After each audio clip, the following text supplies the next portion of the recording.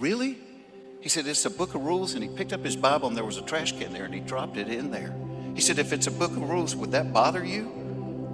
And one of the guys, the guy in the class that I was scared to death of, big, huge guy named Wayne, got up, walked over, and he pulled that thing out of the trash can and he wiped it off. And he said, don't ever do that again. I said, well, Wayne, if it's a book of rules, why does that bother you so much? And Wayne said, let me tell you a story.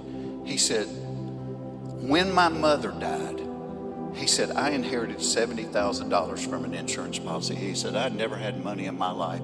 He said, and I lost my mind. He said, we started buying crack. I got 2 girlfriends and we started partying all day long. He said, and when you're partying like that, you don't go to work. So I got fired about a week later.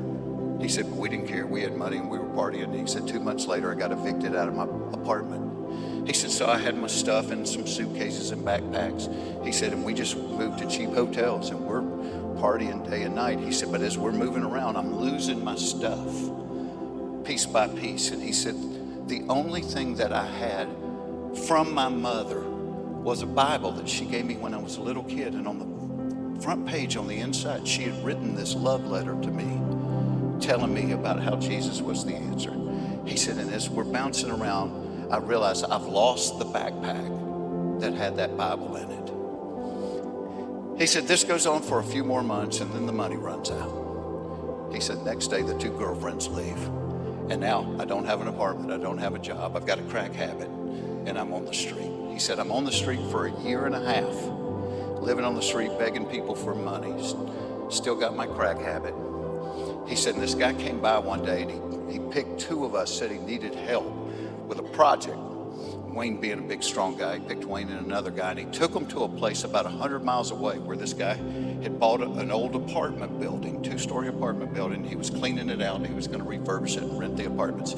So Wayne said, I started on the bottom, my buddy started on the top. He said, I got all my stuff cleaned up, bagged up, and put it in the dumpster. He said, and I went upstairs to help my buddy, and he was down to the last room. He said, but out in the hall, he had a pile of stuff in the corner. I'm like, dude, you want me to bag that stuff up? And the guy said, well, those are things I found that might be worth something if you want to look through it before we bag it up. And Wayne said he went over there and started looking through the stuff, and he reaches down in the dust and the dirt and he pulls the book out and he opens it up, and there's the love letter from his mom.